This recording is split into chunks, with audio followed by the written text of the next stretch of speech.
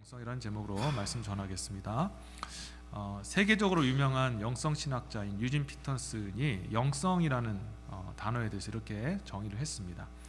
영성이라는 것은 우리 자신의 영혼, 즉 자기 정체성의 핵심을 이루는 눈에 보이지 않는 내면에 쏟는 관심이다.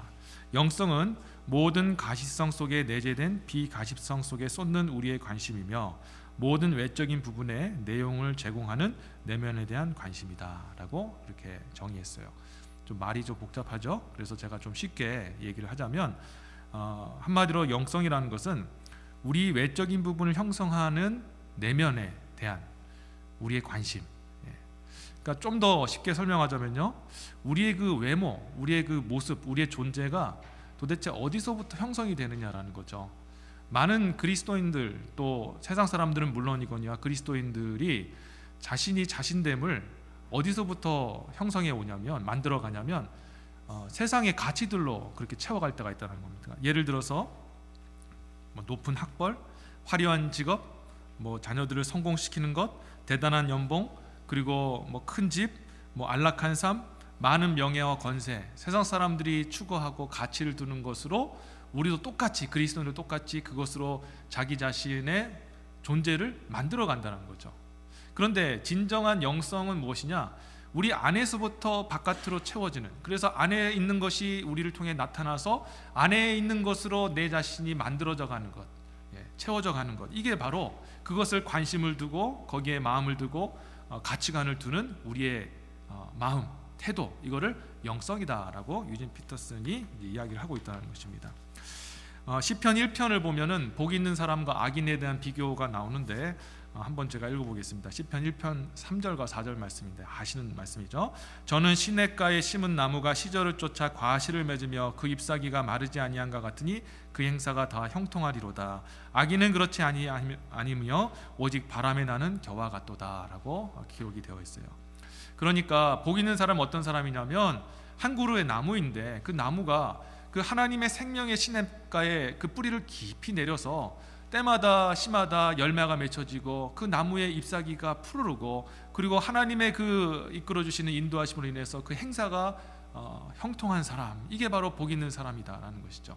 그러나 악인은 어떤 사람이냐? 악인은 어떤 사람이냐면 바람에 나는 겨와 같은 사람이다, 가벼운 사람이다 라고 그렇게 기록되어 있습니다. 여러분, 저는 이 복 있는 사람이 바로 영성 있는 사람이라고 그렇게 믿습니다.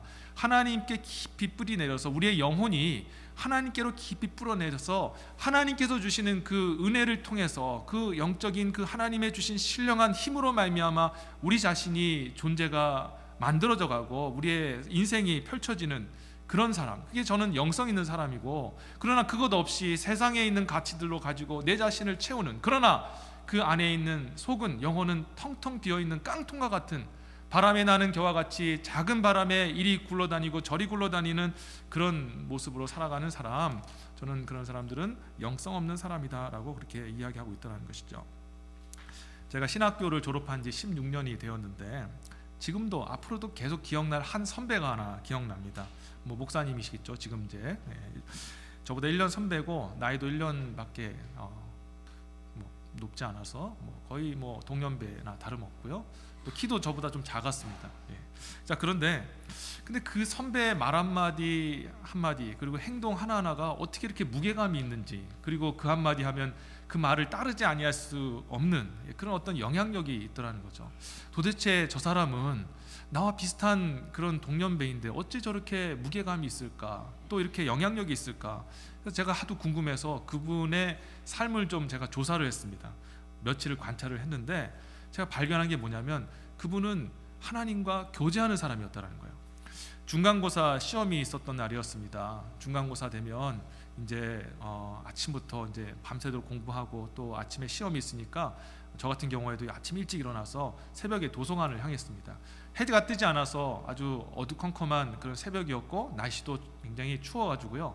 그렇게 옷깃을 여미면서 총총거리면서 도서관을 가고 있는데 저 멀리에 어떤 한 사람이 성경을 들고 이렇게 배회하고 있는 거예요. 도대체 누구지 하고 제가 가까이 보니까 그 제 선배인 겁니다. 그래서 제가 깜짝 놀라서 선배, 아니 지금 이른 아침부터 뭐 하세요? 이렇게 날씨도 쌀쌀하고 또 오늘 중간고사인데 공부는 잘 하셨나요? 라고 제가 안부를 물었죠. 그러자 그 선배가 웃으면서 하는 말이 그래, 나 지금 말씀 묵상하고 있어. 그렇게 얘기하는 거예요. 전 그 모습 보고 굉장히 좀 충격을 받았어요. 저는 시험 기간이라서 참 바쁘고 그래서 막 공부하기 위해서 막 도서관을 향하는데 그분도 바빴겠죠. 공부해야 되니까요. 저보다 학년이 더 높으니까 더 공부할 게 많았겠죠. 그런데 그분은 그렇게 바쁜 날이었음에도 불구하고 하나님과의 그 약속을 지키기 위해서 자신의 그 소중한 시간을 하나님 앞에 드렸다라는 것입니다. 근데 그분이 그 중간고사 때만 그런 것이 아니라 그때 신학생들 MT를 갔는데, 보통 이제 신학생들 MT 가면 뭐 세상 사람들처럼 막 술 먹고 그런 건 아니니까 막 예배 드리다가 또 밤에 또 먹을 거 먹고 교제하고 그러다 막 늦게 이야기하다가 잠을 자요. 그러면 이제 신학생들이 그래요. 우리 새벽기도 안 하죠. 그래서 죄송한 말씀이지만은 신학생들도 새벽기도 안 하면 되게 좋아합니다. 안 한다고 그러면 와 그러고 나서 이제 다음 날 이제 아침까지 좀 잤는데, 근데 아침에 이제 제가 이제 자는데 그 선배가 옆에 자리에 잤는데 뒤척이다 보니까 또 없는 거예요. 이 선배 도대체 어디 갔나 해가지고 제가 또 이렇게 찾아봤어요. 찾아봤더니 이렇게 그 문을 딱 열고 딱 보니까 저 멀리에서 하나님의 말씀을 묵상하면서 이렇게 또 돌아다니며 또 주님을 또 교제하고 있는 거예요. 그래서 제가 어떤 마음이 들었냐면, 저 사람은 진짜 다윗이다. 다윗 같은 사람이다. 여러분, 다윗이 어떤 사람이었나요? 매 순간순간마다 주님과 묵상하던 사람 아니었습니까? 어려움에 처하던, 아니면 평안할 때든, 사울에게 쫓기던, 아니면 정말 권세를 가지고 움직일 때도 항상 시간을 내서 하나님하고 교제하는 그런 사람이었다는 거죠. 여러분, 저는 그래서 그 사람의 비밀을 알았어요. 저 사람이 왜 이렇게 무게감이 있는가? 왜 그 행위와 그 말에 그런 권세가 있고 영향력이 있는가? 그것은 바로 그분이 하나님께서 주시는 그 거룩한 것으로 자기 자신을 채워서 나타나기 시작했기 때문이라는 것입니다. 여러분, 본토 친척 아비집을 떠나 내가 내게 지시할 땅으로 가라라고 명령하셨던 그 하나님께서 이제 아브라함이 그렇게 명령을 하셨는데, 아브라함이 어떻게 하셨습니까? 아무 말 따지지 않고 알겠습니다 하고 순종하고 가나안 땅에 들어갔어요. 그래서 하나님께서 그 믿음을 칭찬해 주셨어요. 자, 그리고 심지어는 아들을 낳을 수 없는 75세의 노인에게 찾아와서 네가 아들을 낳을 것이며 그 아들을 통하여 바다의 모래와 같이 하늘의 별과 같이 많은 민족을 이루게 될 것이다 라고 주님이 약속하셨을 때 아브라함이 뭐라 얘기했습니까? 믿습니다 라고 믿음을 고백했다가 하나님이 너무 기뻐하셔서 너는 의롭다라고 칭해 주시며 의인이라, 너는 믿음의 조상이라 라는 그런 위대한 칭호를 내려주셨잖아요. 그런데 이렇게 입으로 믿음을 고백하고 하나님께 인정받은 믿음이었지만 초기의 아브라함은 실제로 굉장히 가벼운 사람이었습니다. 속빈 강정과 같이 아주 한없이 가벼운 사람이었다는 거예요. 왜냐하면 그는 하나님과의 약속을 끝까지 지켜내지 못했기 때문이죠. 하나님 분명히 말씀하셨습니다. 가나안 땅에 머물러 있어라 라고 말씀하셨는데, 기근이 찾아오고 어려움이 찾아오자 또 이렇게 바람이 나는 겨와 같이 양식이 있는 애굽 땅으로 가지 않았습니까? 그리고 애굽 땅에서 하나님께서 내가 너 아내 사라를 통해서 아들을 낳을 것이다라고 했는데, 그 애굽 왕 바로 왕이 사라를 탐하게 되자 자신의 생명의 위협이 당할 것 같아서 결국 사라를 내 누이라고 속이고 그렇게 아내까지 내어주는 그런 불상사가 있지 않았습니까? 또한 분명히 하나님께서 아내 사라를 통해서 내 아들을 줄 것이며 큰 민족을 이룰 것이다 라고 약속하셨음에도 불구하고 기다리다 못해 결국에는 하갈이라는 그 사라의 여정을 통하여서 이스마엘이라는 그 아들을 낳는 그런 일이 일어났지 않습니까? 지금 여러분, 팔레스타인 하마스하고 이스라엘하고 싸우는 거요, 지금 이스마엘하고 지금 여러분 이삭과의 싸움인 겁니다. 여러분 그거 아셔야 됩니다. 근데 여러분, 하나님께서 이렇게 아브라함에게 의롭다라는 칭호를 주셨을 때 분명한 것은 아브라함이 입술의 고백에 믿음이 있었다라는 거예요. 믿습니다, 제가 믿나이다라고 그런 믿음을 입으로 고백했으나, 그러나 중요한 것은 그의 삶은 바람에 나와가는 겨와 같이 굉장히 가벼운 인생이었다라는 것, 텅 빈 인생이었다는 것입니다. 그의 영성은 입에 믿음의 고백은 있었을지 모르지만 그 영성은 가벼웠다는 것이죠. 75세 때 아들을 낳을 것이다라는 말씀을 듣고 11년을 기다렸으나 아브라함은 자녀를 얻지 못했습니다. 그래서 결국에는 86세 때에 사라의 말을 듣고 하갈을 통해서 이스마엘을 낳았지 않습니까? 그리고 나서 하나님께서 그대로 또 약속을 지키신다 말씀하시니 13년을 기다렸다가 결국 99세 된 때에 사라의 나이 되었을 때, 89세 되었을 때, 그때 아브라함과 사라가 나타나서 다음 해에 분명히 아들을 낳을 것이다. 그래서 결국에는 100세에 그리고 사라의 90세 나이 되었을 때 아들을 낳지 않았습니까? 여러분 얼마나 기다렸나요? 75세에 아들을 준다고 나서 100세에 자녀를 주었다면 아브라함은 무려 아들을 25년을 기다린 겁니다.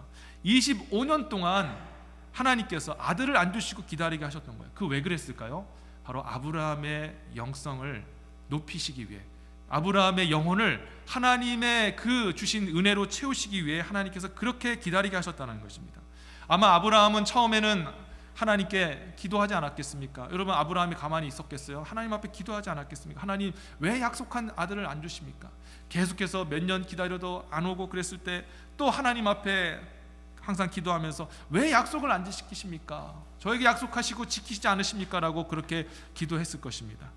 자, 그리고 나서 많은 세월이 지났습니다. 하나님께서 그 아들을 기다리게 하시면서 하나님께서 아브라함을 기도의 자리로 초청하신 것입니다. 교제의 자리로 초청하신 겁니다. 그리고 나서 그 오랜 25년이라는 기다림 속에서 아브라함의 마음이 바뀌게 되었어요. 어떻게 바뀌게 되었느냐? 이제는 아들이 중요한 것이 아니라 하나님 당신이 중요합니다 라는 그 마음으로 바뀌게 되었다는 겁니다.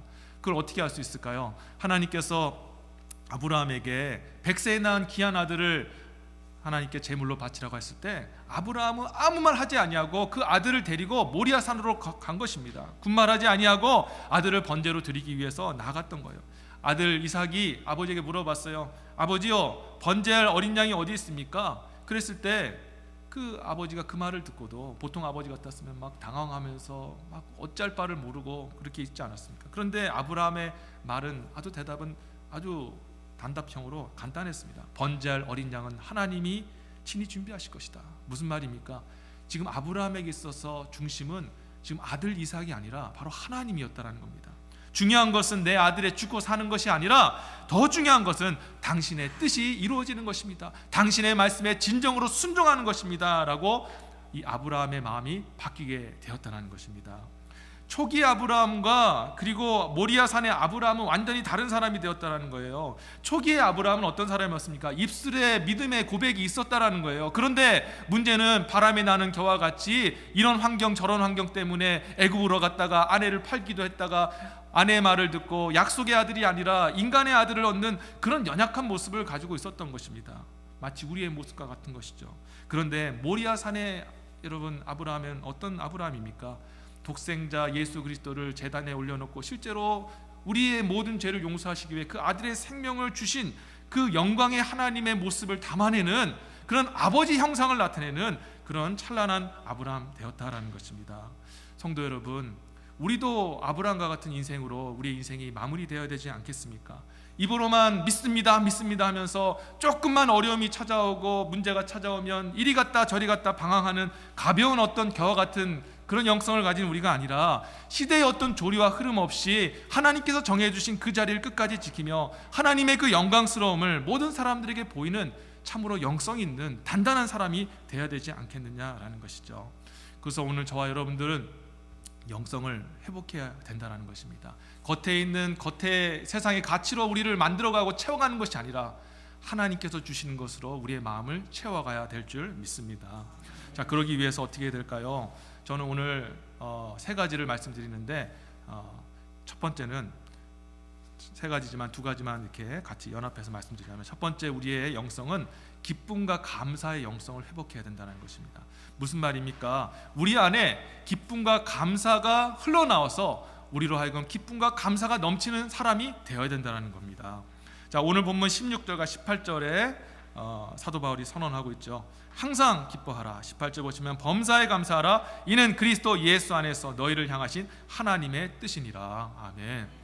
여러분, 이거 굉장히 귀한 말이에요. 그리스도 예수, 우리를 구원하신 예수 안에서, 우리의 뜻이 아니라, 사도 바울의 뜻이 아니라 하나님의 뜻이래요.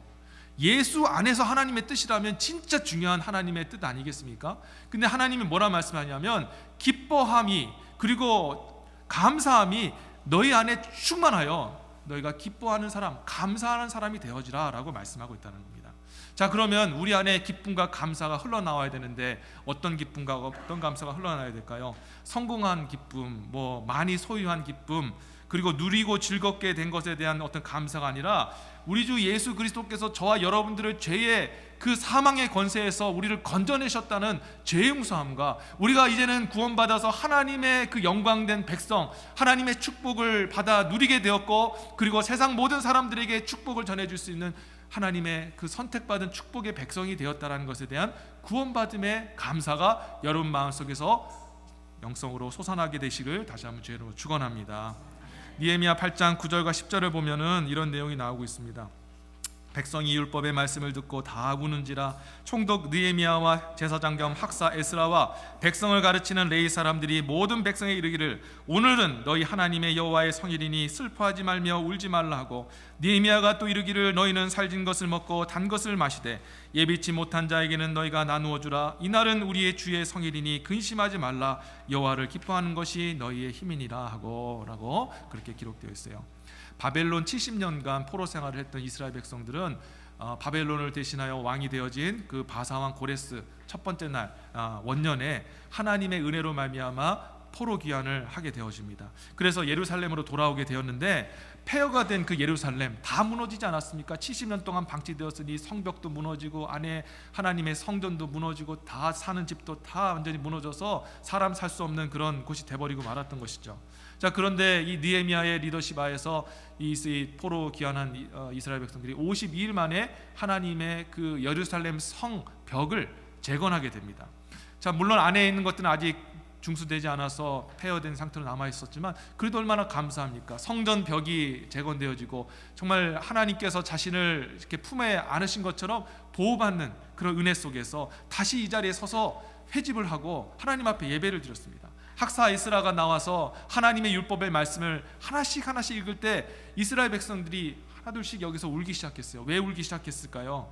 하나님의 말씀을 듣다 보니까 정말 그 말씀이 맞았던 거예요. 하나님께서 너희는 나만을 섬기라, 우상 숭배하지 말라, 정의와 공의를 행하면서 살라, 그렇게 살지 아니하면은 반드시 너희가 심판을 받고 나라를 잃고 70년간 바벨론 포로 생활을 하리라 했는데 그 약속의 말씀대로 그렇게 이루어진 거예요. 그래서 성도들이, 거기 있는 이스라엘 백성들이 하나님 앞에 회개하면서 울었던 겁니다. 하나님, 우리가 하나님의 말씀을 들어보니 우리의 조상과 우리가 하나님께 범죄하여서 정말 하나님의 심판이 임했습니다.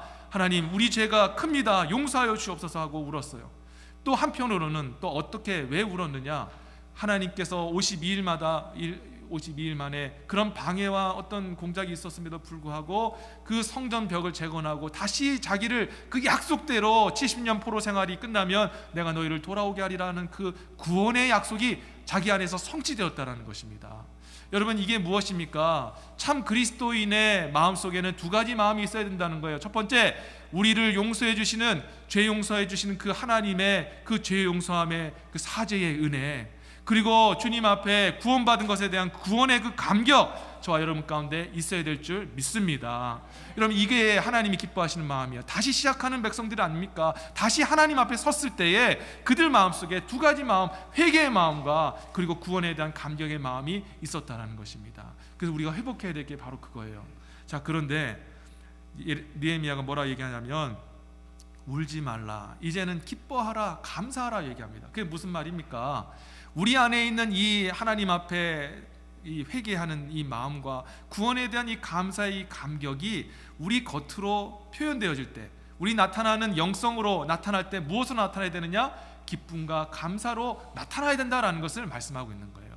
근데 이 기쁨과 감사가 느헤미야가 뭐라고 얘기하냐면, 이렇게 하나님 여호와를 기뻐하는 것, 주님의 은혜를 감사하는 것이 바로 너희의 힘이니라 라고 말씀하고 있다는 거예요.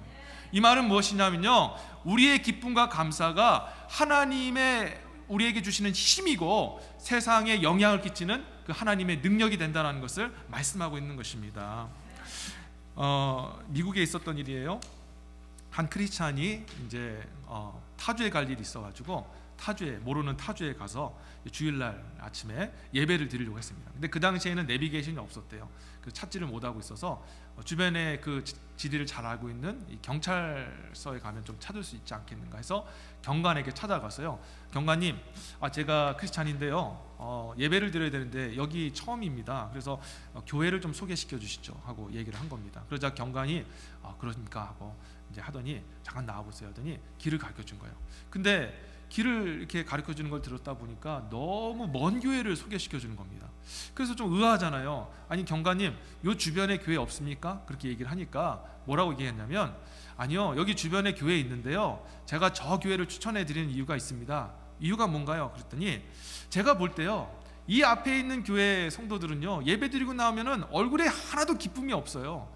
그런데 저기 저 먼 곳에 있는 저 교회는요, 제가 한번 가본 적이 있었는데요, 거기는 예배 드리고 나오면 사람들의 얼굴이 기쁨과 감사로 흘러넘쳤어요. 저는 교회를 다니지 않고 신자가 아니라서 잘 모르겠지만요, 분명한 것은요, 저들의 얼굴을 보니까 저 사람들이 섬기고 있는 교회가 진짜 은혜로운 교회인 것 같고 진짜 교회인 것 같습니다. 그러니 절로 가세요라고 이야기하고 있더라는 거죠. 여러분, 우리 안에서 흘러나오는 이 기쁨, 감사가 무슨 힘이 있겠느냐라고 생각할지 모르지만, 오늘 느헤미야가 우리에게 선포한 것처럼 여호와를 기뻐하는 것이 우리의 힘 되신다, 우리 하나님 주시는 힘이라는 것, 영향력이라는 것, 여러분 잊지 말게 되시기를 주의 이름으로 축원합니다. 사람들에게 소망을 주는 것입니다. 갈 길을 알지 못하는 사람에게 방향을 제시하고, 또 어두운 곳에 있는 사람들에게서 빛을 전해주는 것이 바로 우리 안에서 솟아나는 주님 주신 구원의 감격, 그리고 죄 용서 받은 이 속죄의 그 은혜의 감격이라는 것을 여러분이 기억하셔야 될 줄 믿습니다. 여러분, 두 번째로 우리가 소유해야 될 영성이 뭐냐? 기도의 영성이라는 것을 기억하십시오. 17절 보시면 쉬지 말고 기도하라 라고 하셨습니다. 기도는요, 우리 빈 영혼을 하나님의 은혜로 채우는 은혜 내림의 통로 된다는 것을 절대 잊지 않게 되시기를 바라겠습니다. 기도는 우리의 빈 영혼에 하나님의 은혜를 채우는 은혜 내림의 통로라는 것입니다. 빌 하이비스 목사님, 너무 바빠서 기도합니다. 영어 책으로는 Too Busy to Pray라는 책을 쓰신 분이 있는데, 윌로 크릭이라는 그 미국의 대형교회 지금 담임 목사이신데요, 이분이 기도를 해야 되는 이유에 대해서 우리에게 이렇게 간략하게 소개를 하고 있습니다. 제가 읽어보겠습니다. 우리가 기도하는 이유는 직관적으로건 경험적으로건 하나님과의 가장 친밀한 연합은 오직 기도를 통해서만 얻을 수 있다는 것을 알고 있기 때문이다 라고 그렇게 얘기를 했어요. 우리가 기도를 해야 되는 이유가 무엇이냐? 그분이 말하기를 하나님께서 주시는 그 친밀한 연합, 그 연합, 다시 말해 복받은 사람, 하나님의 그 은혜의 생명의 시냇가에 우리의 그 뿌리를, 영혼의 뿌리를 쫙 내리는 그것이 무엇이냐? 바로 기도하는 것이다 라고 이야기하고 있다는 것입니다. 성도 여러분, 이 마음에 막 파도가 치고 막 그렇게 걱정과 두려움이 찾아올 때 우리 마음속에 평안이 임해야 되는데, 그 평안이 언제 주어지느냐? 기도할 때 주어진다는 것을 잊지 마시길 바라겠습니다. 환경과 여건이 막 파도같이 우리에게 막 밀어닥치고 홍수같이 불어든다 할지라도 무너지지 않는 공교한 마음과 생각을 가지고 끝까지 그 자리에서 버텨낼 수 있는 힘과 능력, 위기 상황에서도 담대하게 살아갈 수 있는 능력이 어디서 주어지느냐? 바로 기도의 능력을 통해 주어진다라는 것을 여러분 기억하셨으면 좋겠어요.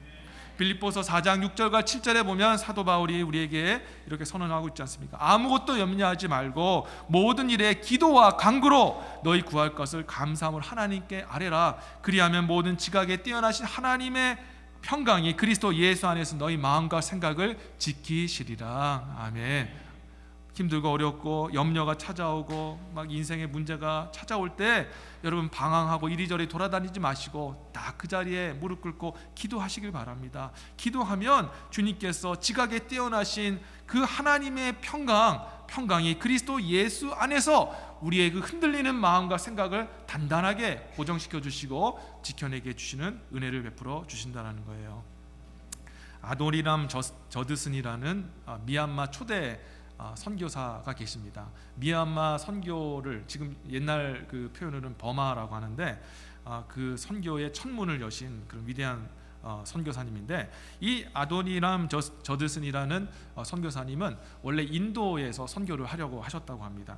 그래서 그 1812년에 그 인도의 유명한 선교사인 윌리엄 캐리 선교사를 찾아가서 자신의 그 인도의 선교에 대한 비전을 함께 나누고 같이 동역하기 위해서 인도로 갔습니다. 자, 그래서 이런저런 얘기를 나누면서 어떻게 선교를 잘 감당할 수 있습니까? 하면서 이야기를 하다가 윌리엄 캐리 선교사는 아도니람 저드슨 선교사에게 자신의 그런 선교하면서 어려웠던 이야기들을 했습니다. 선교사님, 제가 인도 선교를 하면서 3번의 살해 위협을 당했습니다. 그리고 인도 정부의 수없는 방해를 받았고요. 그리고 심지어는 누가 불을 내서 내 소중한 자료와 그리고 또 책들을 다 태워줘서 저는 그때 선교를 순간 그만둘 뻔한 적도 있었습니다. 이 말을 들은 아도니남 저드슨 선교사는 윌리엄 캐리 선교사에게 그 어려운 시기에 어떻게 견디고 이겨냈습니까? 라고 사명을 감당했습니까? 라고 물었던 거죠. 그러자 윌리엄 캐리 선교사는 아도니남 저드슨 선교사를 손목을 잡고 어디로 끌고 갔냐면요, 자기가 항상 가는 그 정원의 한 구석을 데려가면서 손을 이렇게 내밀면서 이렇게 답을 했어요. 여기가 바로 저의 예배 장소입니다. 기도와 묵상의 자리였습니다. 이 자리가 없었으면 저는 이 계속되어지는 고난을 절대 이겨내지 못했을 것입니다. 저는 매일 새벽마다 5시마다 이곳에 와서 하나님께 기도합니다. 그리고 하나님께서 지으신 이 꽃과 나무를 보고 하나님과 교제하면서 하나님 주신 힘을 내가 받아서 하루하루를 살아갔고 이렇게 사명을 감당할 수 있었습니다. 아도니남 저드슨 선교사는 그때에 자신의 그 선교에 그 성공할 수 있는 선교의 그 방법을 깨닫게 되었습니다. 그것은 바로 기도하는 것이었다라는 것이죠. 이 비결을 배운 아도니남 저드슨은 바로 미얀마로 향해서 그 어려운 불교 국가요 회교 국가에 있던 그곳에 주님의 복음의 씨앗을 심고 그 나라의 그리스도인들이 세워나가는 일에 성공적인 사역을 감당할 수 있었던 것이죠. 성도 여러분, 기도 없는 삶은 우리의 삶을 흔들리게 만든다라는 것을 기억하시길 바랍니다. 작은 것에 내화부동하게 만드는 거예요. 하나님의 큰 그림을 보고 우리가 큰 마음을 가지고 담대하게 살아가기보다는 그냥 편협한 마음이고 눈앞에 보이는 것만 보고 근심하고 두려움 가운데 살도록 만드는 겁니다. 마치 날개는 있으나 그 우리에 갇힌 그 닭과 같이 우리가 그렇게 살아갈 수도 있다라는 겁니다. 우리가 이렇게 하나님의 은혜를 받고 정말 창공을 나르고 하나님의 사명을 감당해야 될 그런 축복을 이미 받은 저와 여러분들이 이렇게 살아서 되겠느냐라는 것이죠. 그런데 방법이 있습니다. 우리의 그 모든 껍질을 벗고 일어설 수 있는 방법이 있는데 그게 바로 기도라는 것입니다. 기도를 통해서 하나님의 은혜를 받으면 여러분 내 주변뿐만 아니라 정말 세계적으로 세계와 열방과 민족을 바라보고 품을 수 있는 그런 하나님의 시선과 시야를 소유할 수 있다는 것도 믿으시기를 바라겠습니다. 작은 것에 연연하면서 막 그렇게 사는 것이 아니라 담대함 속에서 정말 그 자리에서 뿌리를 내리며 멋있게 하늘로 비상하는 독수리 같은 그런 인생을 기도할 때 하나님께서 능력을 부어주시는 것입니다. 저는 여러분 모두가 기도의 사람이 되어지길 원합니다. 기도를 통해서 하나님의 그 생명에 여러분의 영혼의 뿌리를 내리시기를 바라겠습니다. 하늘에서 부는 바람을 타고 저 높은 곳에서 그 바람을 타고 높이 올라 활공하는 독수리와 같이 저와 여러분의 인생도 그렇게 멋지게 주님 앞에 쓰여지는 저와 여러분 되시기를 바라겠습니다. 여러분 이제 말씀을 맺도록 하겠습니다. 영성 그게 중요한가요? 저는 그냥 예배 잘 드리고 열심히 교회 생활하고 봉사하고 그렇게 살렵니다. 그렇게 하셔도 됩니다. 그 여러분 선택이니까요. 하지만 분명한 것은요, 여러분이 그렇게 신앙생활하고 정말 종교 생활만 하다 보면 여러분의 그 남은 인생은 점점 영혼이 비어져서 영적인 공허감으로 후회하는 인생을 살게 될 것입니다. 왜냐하면 사람은 나이를 먹을수록 성공이 아니라 의미와 가치를 추구하는 존재이기 때문이죠. 힘은 빠지고 얼굴은 노쇠해지고 할 수 있는 일보다 하지 못하는 일들이 더 많아지는 그때에 우리를 붙잡아주고 우리를 지탱해주고 우리를 힘있게 여전히 살 수 있게 하는 것은 젊었을 때 벌어놓았던 그런 어떤 성공도 아니요, 젊었을 때 벌어놓았던 물질도 아니고 오직 하나님께 뿌리를 깊이 내리고 하나님께서 때마다 시마다 공급해 주시는 그 하나님의 그 구원의 은혜의 감격, 그리고 하나님의 시선과 마음을 가질 수 있도록 하나님께서 늘 베풀어 주시는 그 하나님의 그 하늘의 은혜, 기도를 통해서 채워나가고 그것이 여러분 자신의 존재가 되어질 때 그것이 하나님께 영광이 되어지고 그리고 여러분들 아름다운 인생으로 마무리되게 될 줄 믿습니다. 여러분 아브라함이라고 해서 똑같은 아브라함이 아니었어요. 초창기 아브라함은 입에 믿음의 고백은 있었으나 삶이 가벼웠어요. 그러나 후반기에 모리아산의 아브라함은 그의 입은 더욱더 무거워졌으나 그러나 힘있는 그리고 영향력 있는 하나님의 그 영광을 담아내는 그릇이 되었습니다. 저는 우리 모든 성도님, 저도 그렇고 모리아산의 아브라함과 같이 하나님의 영광을 나타내는 그릇으로 여러분의 인생을 드려지기를 주의 이름으로 축원합니다. 아멘. 기도하겠습니다. 하나님 아버지,